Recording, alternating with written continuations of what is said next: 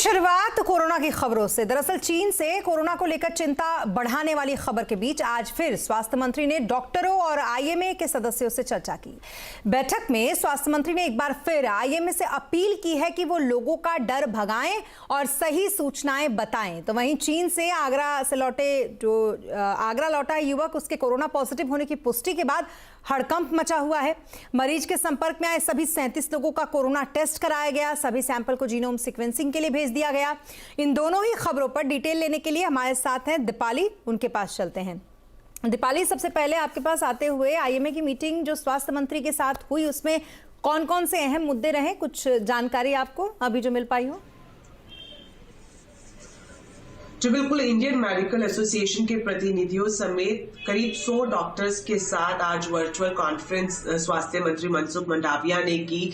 खास तौर पर यही मुद्दा चर्चा का केंद्र रहा कि अगर देश में भयावह स्थिति कोविड को लेकर बनती है तो किस तरह से मेडिकल इंफ्रास्ट्रक्चर को फास्ट ट्रैक किया जा सकता है, पेसअप किया जा सकता है। मनसुख मंडाविया ने सभी डॉक्टर से यही अपील करी कि आप बताएं कि डिस्ट्रिक्ट लेवल पर या फिर स्टेट लेवल पर किस तरह के इंतजाम होने चाहिए, कहां पर कमी है और केंद्र सरकार किस तरह से पर्याप्त संख्या में मेडिकल इंफ्रास्ट्रक्चर देश के हर एक कोने में पहुंचा सकती है। साथ ही साथ मंडाविया ने यह भी कहा कि अब तक जिस तरह से डॉक्टर कोविड के खिलाफ लड़ाई में साथ देते आए हैं, सरकार आगे भी इसी तरह की सहयोग या फिर मदद की उम्मीद डॉक्टर से करती है। एक और बात जिस पर फोकस रखा गया वो ये, चूंकि एक जब चिंताजनक स्थिति बनती है तो कई तरह की अफवाहें भी सामने आती है, तो मंडाविया ने इस पर जोर दिया कि डॉक्टर्स पूरी तरह से ये देखें कि ग्राउंड पर जिस तरह की स्थिति है, जो एक्यूरेट सिचुएशन है, वही जनता तक लेकर जाए। किसी भी तरीके से अफवाह फैलने से रोकने में मददगार साबित हो सकती है डॉक्टर्स की भूमिका। एक और जो डिस्कस किया गया वो कल की मॉक ड्रिल को लेकर किया गया। मैं आपको बता दूं, कल यानी 27 दिसंबर को देश भर में मॉक ड्रिल की जाएगी और ये मॉक ड्रिल इस तरह से होगी कि अगर देश में कोविड की स्थिति बिगड़ती है तो क्या हमारा हेल्थ इंफ्रास्ट्रक्चर इससे निपटने के लिए पर्याप्त है। तो इसी का ही चेक लेने के लिए कल देश भर में मॉक ड्रिल की जाएगी। मनसुख मंडाविया की तरफ से सभी राज्यों को कहा गया है कि जो राज्य के स्वास्थ्य मंत्री हैं वो भी इस मॉक ड्रिल में शामिल हो, ताकि पता चल सके कि सरकार, राज्य सरकार और डिस्ट्रिक्ट लेवल पर कितनी तैयारी है, किस तरह की तैयारी है कोविड की खतरनाक स्थिति से निपटने के लिए। इस बीच दीपाली, जो खबरें हम लगातार बता भी रहे अपने दर्शकों को कि चीन से लौटा एक शख्स आगरा का जो कोरोना पॉजिटिव है, उसको लेकर क्या कुछ अपडेट है आपके पास? जी देखिए, जिस तरह से चीन, अमेरिका, ब्राजील में मामले बढ़ते हुए नजर आ रहे हैं, सरकार पहले ही ये फैसला ले चुकी है कि जो इंटरनेशनल एयरपोर्ट्स हैं वहां पर रैंडम चेकिंग की जाएगी और खास तौर पर वो लोग जो ऐसी देशों से आ रहे हैं जहां पर कोरोना का प्रकोप है, उन पर खास नजर रखी जाएगी। इसी के मद्देनजर ये जानकारी मिली है कि 3 दिन पहले ही चीन से एक शख्स आगरा वापस लौटा है और जब उनका टेस्ट किया गया तो वो कोविड पॉजिटिव पाए गए। फिलहाल उनके सैंपल को जीनोम सीक्वेंसिंग के लिए भेज दिया गया है। साथ ही साथ उनके संपर्क में करीब 37 लोग आए थे, उनके परिवार वालों के अलावा उन सभी का भी सैंपल लेकर जीनोम सीक्वेंसिंग के लिए भेज दिया गया है। उन्हें पूरी तरह से आइसोलेशन में रखा गया है। जो लोग संपर्क में आए हैं वो भी आइसोलेशन में है। तो फिलहाल जीनोम सीक्वेंसिंग की रिपोर्ट का इंतजार किया जा रहा है और उसके बाद ही स्थिति साफ हो सकेगी कि क्या जो वेरिएंट है वो कहीं BF.7 तो नहीं है। जी, बहुत शुक्रिया दोनों ही खबर पर डिटेल देने के लिए दीपाली आपका। तो कुल मिलाकर कोरोना को लेकर जो डर है वो बरकरार है और इस डर के बीच हर एक सरकार अलर्ट मोड पर है, चाहे वो केंद्र की सरकार हो या फिर राज्यों की सरकार हो। ऐसे में गुजरात में भी सरकार पूरा अलर्ट मोड पर है। सरकार ने यहां पर हिदायत दी है कि लोग कोरोना प्रोटोकॉल का पालन करें। इस वक्त अहमदाबाद में धार्मिक आयोजन चल रहा है जो काफी बड़े पैमाने पर वहां पर है और वहां पर SOP का पालन कराया जा रहा है या नहीं, इसका जायजा लिया हमारे संवाददाता केतन जोशी। अहमदाबाद में दुनिया का सबसे बड़ा आध्यात्मिक मेला चल रहा है, जिसमें हर रोज 1.5 से 2 लाख लोग दर्शन करने के लिए आते हैं। आप मेरे पीछे देख सकते हैं कि कई सारे लोग यहाँ आज भी विजिट कर रहे हैं, लेकिन खास बात यह है कि आज से यहाँ SOP का पालन शुरू हो गया है और यहाँ सबको अपील की जा रही है कि वो मास्क पहने। ज़्यादातर जो ग्रुप है आप देख सकते हैं कि मास्क पहन कर आए हैं, ताकि संभवित कोरोना का जो डर है उनसे निपटा जाए और कोरोना अगर फैलता है तो इस मास्क के जरिए उसको रोका भी जा सकता है। इस वक्त हमारे साथ यहाँ के वॉलंटियर है, आइए हमें बताइए कि खासकर यहाँ पर जो मास्क को लेकर आप किस तरह से लोगों को सचेत कर रहे हैं। जय स्वामीनारायण। BAPS स्वामीनारायण संस्था ने गवर्नमेंट के मार्गदर्शन के अनुसार SOP के अनुसार गाइडलाइंस जाहिर की है। उसमें तमाम वॉलंटियर्स सभी प्रकार की सुरक्षा को लेके बराबर खबर रख रहे हैं। सब वॉलंटियर्स मास्क पहन के आए हुए हैं और आप देख रहे हैं कि बड़ी तादाद में यहाँ लोग आ रहे हैं, तो मेजॉरिटी ऑफ द लोग मास्क पहन के ही ये महोत्सव का लाभ उठा रहे हैं। बिल्कुल, ये महोत्सव है वो 15 जनवरी तक चलेगा और हर रोज़ यहाँ आने वालों की संख्या है वो बढ़ती जा रही है। तो अच्छा है कि लोग अपने आप एक डिसिप्लिन क्रिएट करके मास्क पहन कर आते हैं तो हम कोरोना को निश्चित रूप से रोक भी पाएंगे। केतन जोशी, अहमदाबाद। और कोरोना की खबरों के बाद अब बात महंगाई की, वो इसलिए क्योंकि नए साल से पहले आम आदमी को झटका लगा है। मदर डेयरी ने दिल्ली NCR में दूध के दाम 2 रुपए प्रति लीटर बढ़ा दिए। पिछले 1 साल में मदर डेयरी ने ये 5वीं बार है जब दाम बढ़ाए हैं। असीम हमारे साथ बने हुए हैं इस खबर पे ज्यादा डिटेल के लिए उनके पास चलेंगे। असीम, दूध के दाम तो लगातार बढ़ रहे हैं, किचन का बजट भी इसकी वजह से अब बिगड़ता जा रहा है महंगाई से। जी सही कहा आपने, आम आदमी के ऊपर एक बार फिर से महंगाई की मार पड़ी है। मदर डेयरी ने दिल्ली NCR में दूध के दाम जो है 2 रुपए प्रति लीटर जो है बढ़ा दिए। इस साल में 5वां मौका है जबकि कंपनी ने दाम जो है बढ़ाए हैं। 1 साल पहले दूध जो है करीबन 56 रुपए के आसपास था, लेकिन अब ये 66 रुपए जो है हो गया। तो कहीं ना कहीं जो आम आदमी है उसकी परेशानी बढ़ी है। जो दूसरी सबसे बड़ी कंपनी है अमूल, वो भी आने वाले दिनों में अपने दरों में बढ़ोतरी जो है वो कर सकती है। खासतौर पर की जो कंपनी है उसका ये कहना है कि पिछले कुछ दिनों में जो रॉ मटेरियल है उसकी कीमतों में काफी भारी बढ़ोतरी जो देखने को मिली है, जिसके चलते किसानों को उसकी लागत दे पाना जो है मुश्किल हो गया।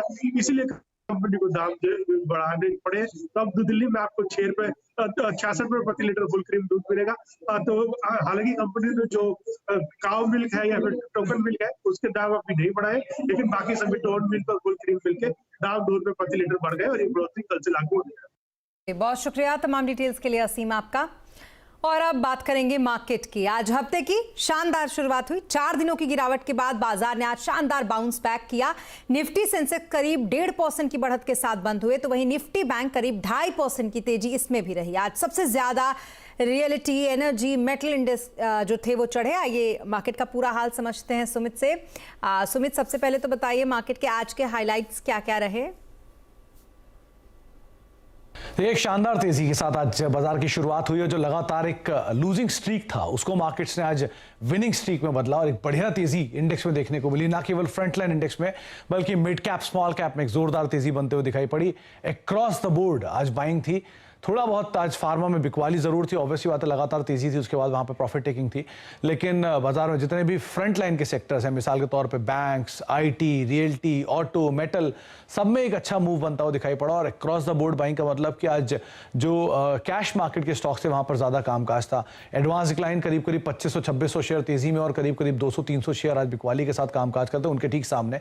तो ये इंडिकेट करता है कि आज ब्रॉडर बेस मार्केट में बाइंग थी और सुबह से ये बाइंग प्रिवेल करी और लास्ट लगाते आते दिन के ऊपरी स्तरों के आसपास जाकर बंद होते हुए दिखाई पड़ी। जी, इस बीच सेक्टर्स का कैसा हाल रहा सुमित? सेक्टर्स में कहां पर मंदी और कहां पर थोड़ी तेजी दिखाई दी? देखिए, आज कुछ तेजी और मंदी वाले शेयरों की अगर बात किया तो आज निफ्टी के टॉप गेनर्स में शुमार है SBI, एक अच्छी तेजी वहां बनते हुए दिखाई पड़ी। इसके अलावा इंडसइंड बैंक, हिंडाल्को और कोल इंडिया, कुछ ऐसे नाम जहां पर 2.5 से लेकर 4% तक का मूव बनता हुआ दिखाई पड़ा। बिकवाली वाले शेयरों में डीवी स्लैब 2% नीचे, सिप्ला 2% नीचे, डॉक्टर रेड्डीज 1.5% नीचे और नेस्ले करीब 1% बिकवाली यहां रही, यानी कि FMCG और फार्मा में थोड़ी profit taking.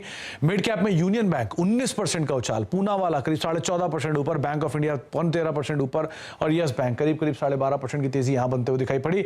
Mid cap losers में doctor Lal path lab, Lupin, Ipca, tube investment, यानी 3 फार्मा नाम यहां पर भी जहां पर प्रेशर बनता हुआ दिखाई पड़ा। रियल स्टेट में जोरदार तेजी, इंडिया बुल्स रियल स्टेट में 5% ऊपर, शोभा 4% ऊपर, DLF 4% ऊपर और प्रेस्टीज स्टेट करीब 3.5% का मूव यहां पर बनता हुआ दिखाई पड़ा। गिरने वाले शेयर, इनफैक्ट एनर्जी में बढ़ने वाले शेयरों में अदानी ट्रांसमिशन 9% ऊपर, अदानी ग्रीन पुणे 4% ऊपर, अदानी टाटा पावर और साथ साथ गेल करीब 3 से लेकर 3.5% तक का मूव यहां पर भी बनता हुआ दिखाई पड़ा। तो ओवरऑल एक बेहतरीन सत्र जिसमें सीमेंट, पावर, अदानी ग्रुप, इन सब में एक अच्छा मूव बनता हुआ दिखाई पड़ा। बहुत शुक्रिया तमाम डिटेल्स के लिए और अपडेट के लिए आपका सुमित।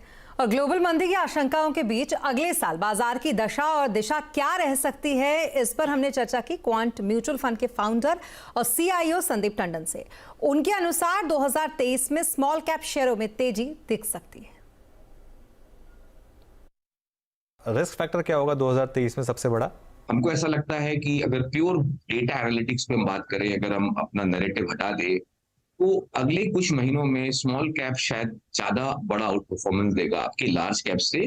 ये पूरा कंसेंसस कॉल के अगेंस्ट में है, लेकिन हम तो पूरा डेटा पे बात करते हैं। तो डेटा आज ये सपोर्ट करता है कि अगर हमको करंट लेवल से स्मॉल कैप स्टॉक्स में एक्सपोजर बढ़ाना चाहिए। तो अभी टू अर्ली होगा कि ये बहुत डिकेड के लिए कॉल हम बोलेंगे, लेकिन जिस तरह से स्मॉल कैप स्टॉक्स में यूफोरिया बिल्ड हुआ था लास्ट ईयर सितंबर 21 के अंदर में, वो साइकिल खत्म हो गई है। तो यहाँ से स्टॉक स्पेसिफिक अपॉर्चुनिटी देखनी चाहिए 2022 में। तो अगर आप रिलेटिवली बात करें कि अगर हम, जैसे मैं आपको बोला रिस्क के एंगल से आपने जो क्वेश्चन पूछा, तो अगर दिसंबर 21 में रिस्क मुझे 22 के लिए ज्यादा लगता था, तो 23 में रिस्क 21 के कंपैरेटिव कम लगता है। तो ओवरऑल रिस्क कम लगता है, लेकिन एक चीज हमको नहीं भूलनी चाहिए, जैसे मैंने आपको बोला कि 2023 भी उतना ही वॉलेटाइल रहने वाला है।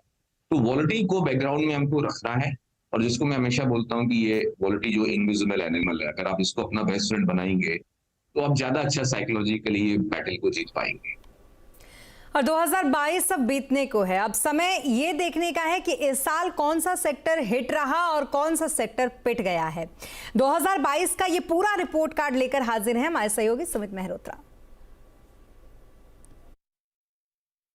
देखिए, ये साल दो सेक्टर ऐसे रहे जो कि हीरो रहे या जीरो रहे। पहले PSU बैंक जहां पर दमदार तेजी देखने को मिली, और दूसरी तरफ IT जहां पर एक भारी बिकवाली इस पूरे साल के दौरान आते हुए दिखाई पड़ी। आपकी स्क्रीन पर निफ्टी PSU बैंक करीब 30% के आसपास का मूव ये सेक्टर में देखने को मिला है इस साल के दौरान। जोरदार तेजी रही है।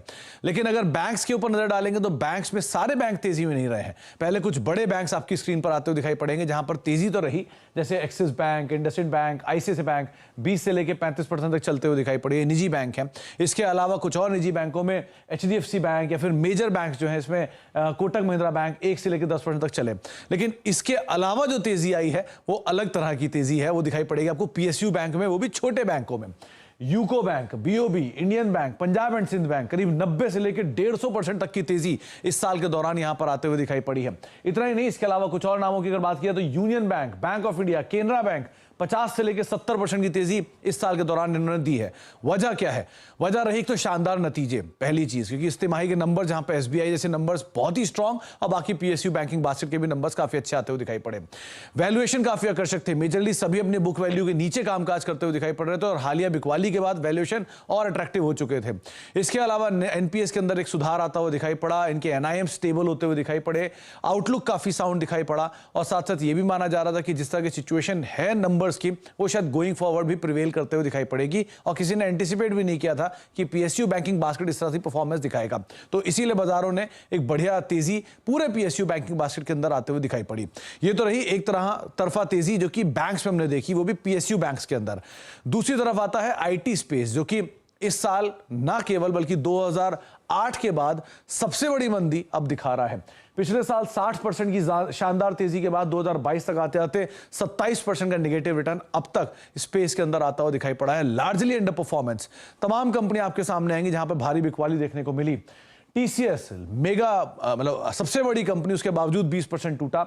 इन्फोसिस 25%, विप्रो 50% तक का फॉल इस स्पेस में देखने को मिला इस साल के दौरान। ना केवल ये, बल्कि मिड कैप के अगर कुछ और बड़े नामों की बात करें तो Tech Mahindra 45%, Tata Elxsi 45%, L&T Tech करीब 40% के आसपास का डिक्लाइन इस साल के दौरान यहां आता हुआ दिखाई पड़ा।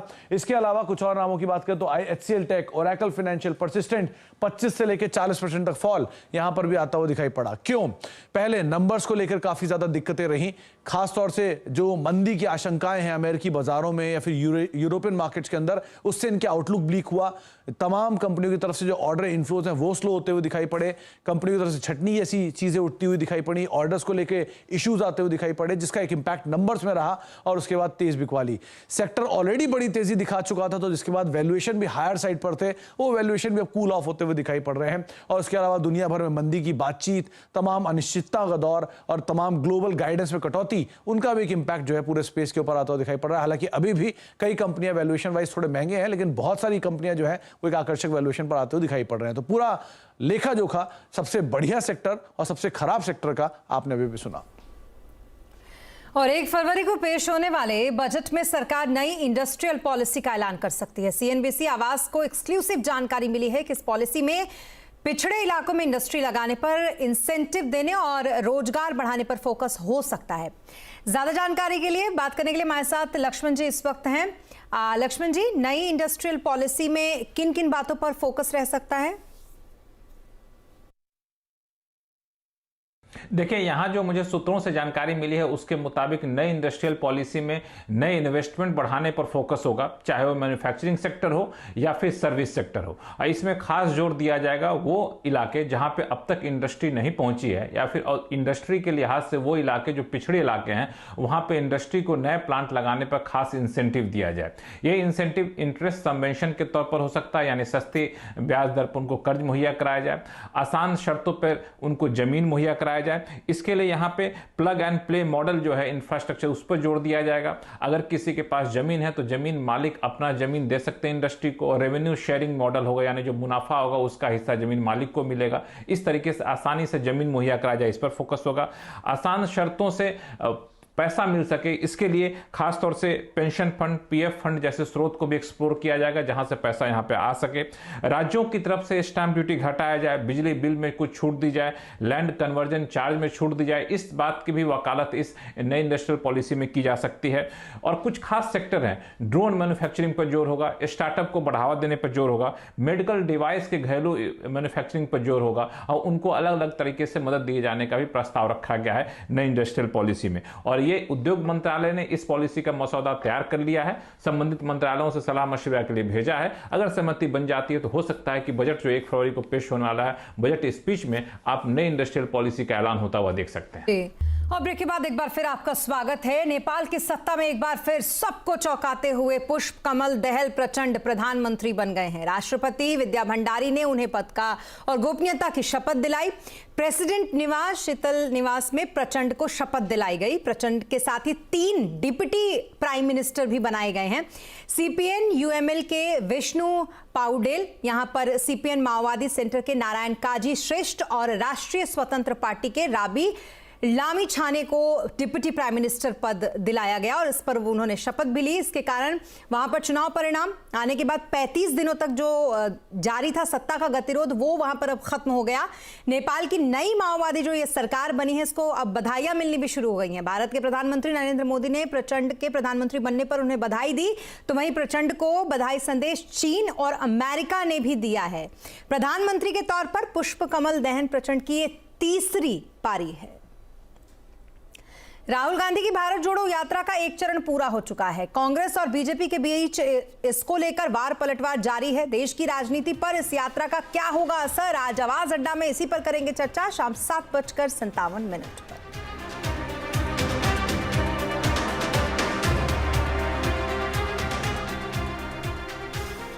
और अब बात शीतलहर और कोहरे की। दरअसल दिल्ली समेत पूरे उत्तर भारत में शीतलहर और कोहरे ने मुसीबत बढ़ा दी है। दिल्ली में तो पिछले 2 दिनों से कड़ाके की ठंड पड़ रही है। दिल्ली में कल तापमान 5.3 डिग्री तक पहुंच गया था, जो कि इस साल का सबसे ठंडा दिन रहा। तो वहीं ये भी कहा जा रहा है कि अगले 2 से 3 दिन तक कुछ ऐसा ही हाल रहने वाला है। दिल्ली के अलावा श्रीनगर और जम्मू में भी पिछले 2 दिन से सीजन का सबसे सर्द दिन रहा। यहां पर न्यूनतम तापमान -5.8 डिग्री तक चला गया था। तो वहीं हिमाचल के केलांग में पारा 0 से 10.8 डिग्री तक पहुंच गया। इसके अलावा राजस्थान के चूरू में तापमान 0 डिग्री पर पहुंच गया। मौसम विभाग के अगर माने तो अभी सभी जगहों पर सर्दी का ये सितम बरकरार रहने की उम्मीद है। तो वहीं अमेरिका में आर्कटिक बॉम्ब तूफान ने तबाही मचा रखी है। यहां पर इस तूफान से कम 32 लोगों की मौत हो गई है। इनमें ज्यादातर मौतें बफेलो और न्यूयॉर्क में हुई है। तो वहीं तूफान की वजह से अमेरिका में तापमान लगातार गिरता जा रहा है। यहां के मोंटाना राज्य में तापमान -45 डिग्री सेल्सियस तक दर्ज किया गया है। भीषण सर्दी की वजह से यहां पर हवाई यात्राएं ठप हैं, लोग अपने घरों में कैद हो गए हैं। तो वहीं अमेरिका के राष्ट्रीय मौसम सेवा विभाग ने कहा है कि देश की तापमान लगभग जो 60% आबादी है उसको भीषण सर्दियों का सामना अभी करना पड़ेगा। इसके अलावा कनाडा में अभी 4 लोगों की मौत ठंड की वजह से हो गई है। एक्ट्रेस तुनिशा शर्मा के मौत के मामले में लगातार सस्पेंस बढ़ रहा है। अब तुनिशा की मां ने आरोप लगाया है कि सिजाना ने तुनिशा को धोखा दिया है। इसके बाद इस मामले की जांच लव जिहाद के एंगल से किए जाने की मांग भी उठी है। तो वहीं सिजान खान ने पुलिस को बताया कि श्रद्धा मर्डर केस के चलते देश के माहौल से परेशान था, इसलिए उसने तुनिशा से अलग होने का फैसला लिया। उसने बताया कि तुनिशा के साथ मिलकर उसने ब्रेकअप का फैसला किया था। तुनिशा शिजान एक साथ टीवी सीरियल में काम कर रहे थे। उसी सेट पर तुनिशा ने शनिवार को फांसी लगाकर जान दे दी। फिलहाल शिजान मोहम्मद खान को कोर्ट ने 4 दिन की पुलिस रिमांड पर भेज दिया है। दोनों के फोन और लैपटॉप को भी फॉरेंसिक जांच के लिए भेज दिया गया है। तुनिशा का अंतिम संस्कार 27 दिसंबर को मीरा रोड इलाके में किया जाएगा। और अब बात न्यू ईयर सेलिब्रेशन की। साल का आखिरी सप्ताह चल रहा है। हर जगह न्यू ईयर सेलिब्रेशन की तैयारियां शुरू हो चुकी हैं। चलिए देखते हैं दिल्ली में 31 दिसंबर के लिए क्या कुछ तैयारियां हैं और पार्टी के क्या कुछ ऑप्शन आपके लिए हैं।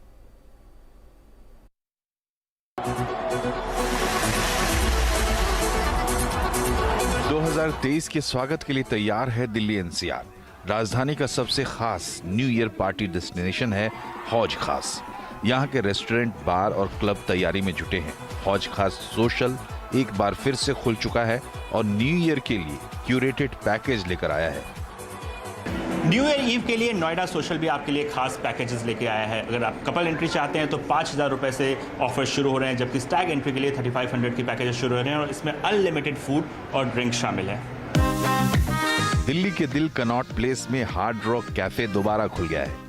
साल के आखिरी सप्ताह में 4 म्यूजिक बैंड यहाँ परफॉर्म कर रहे हैं। 31 की रात स्टैग एंट्री 4,000 और कपल एंट्री 7,000 रुपए से शुरू होगी। Hard Rock Cafe Delhi is back. Dilwale ki Delhi mein we are back. Let's brace ourselves for some amazing rock music and delectable American and local cuisine. What better way to bring in the new year listening to the best bands in the country?